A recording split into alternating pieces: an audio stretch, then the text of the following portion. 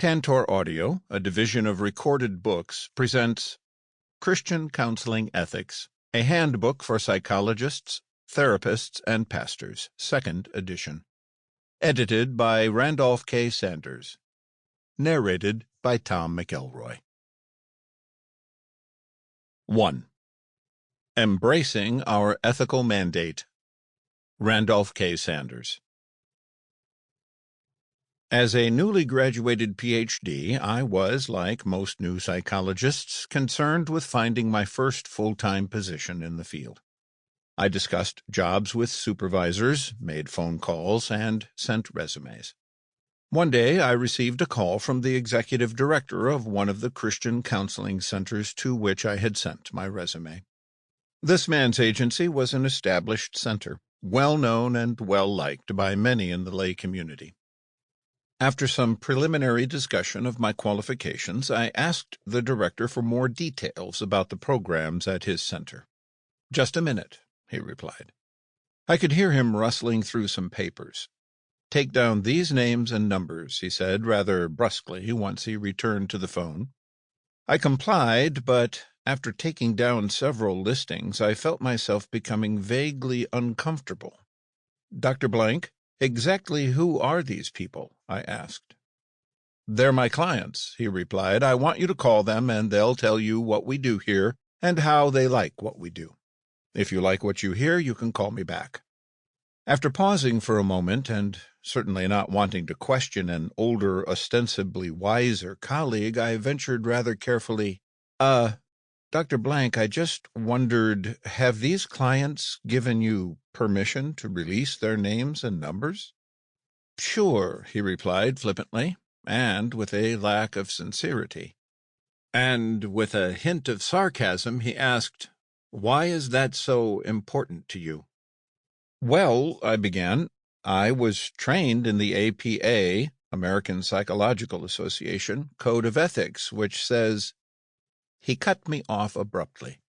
"APA Ethics Code? Well, Dr. Sanders, that tells me something about you.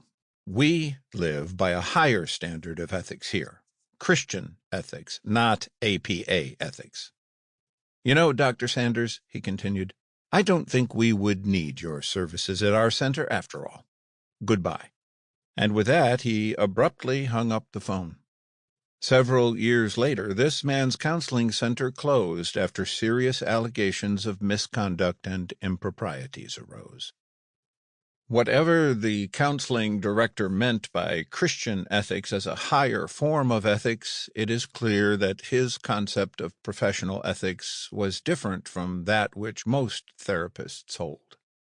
The case illustrates the dangers of deciding, for whatever reason, to practice without benefit of the basic rules agreed on by most others in one's profession. By placing his counselee's rights to privacy and confidentiality below his desire to promote his counseling center, this counseling center director had placed them in a potentially embarrassing and possibly harmful position.